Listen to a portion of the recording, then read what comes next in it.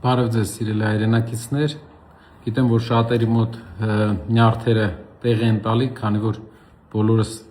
ամեն ինչ ներդրել ենք պայքարի համար, կուզեի մի քանի բան ասել, որի վրա հիմա աշխատում ենք։ Գնում է ձայների վերահաշվարկ։ Ձայների վերահաշվարկի արդյունքում կիմանանք Բարգավաճ Հայաստան կուսակցությունը մտնում է թե չէ։ Այդ դեպքում հնարավորությունը կհասկանանք արդեն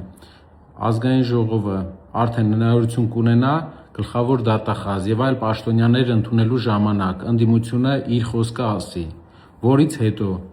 պարզ կլինի ազգային ժողովը կունենա գործիքակազմ դեմ կանգնելու, քանի որ այս անգամ իշխանությունը շատ մանդատներ է կորցրել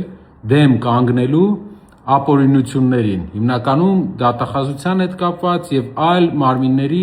նշանակումներ պետք է արդեն հաստատեն, դատարաններ, պետք է հաստատեն ազգային ժողովի հետ։ Սա ենք հիմա մենք սպասում, ԲՀԿ-ի տարբերակին ենք սպասում, որից հետո հանդես կգանք հայտարարությամբ։ Սիրելի հայրենակիցներ, իմացեք, որ ձեր հետաքրքրությունը մեր համար առաջնային է։ Մեր ընդհանուր հետաքրքրությունը մեր երկրի հանդեպ առաջնային է։ Եթե ընդդիմությունը, եթե մենք կարողացանք այնպես անենք, որ դատարանի նախագահները նշանակվելուց ընդդիմության ձայնը հաշվի առնվի, դա հավասարակշռելու է եւ քաղբանտարկյալների հարցը փորձելու ենք այդպես լուծել։ Եթե չէ, տեսանք, որ արդյունք չի լինելու, արդեն հանդես կգանք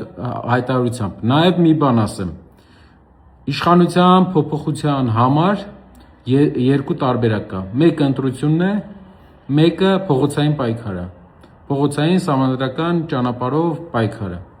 Փողոցային պայքարի արդյունքում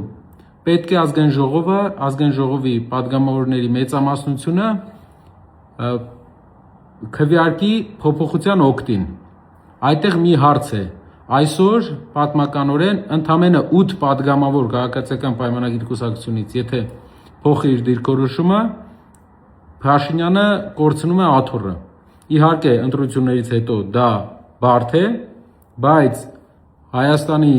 5 տարվա ընթացքում մենք մեծ հնարավորություն կարող ենք տեսնել այդտեղ։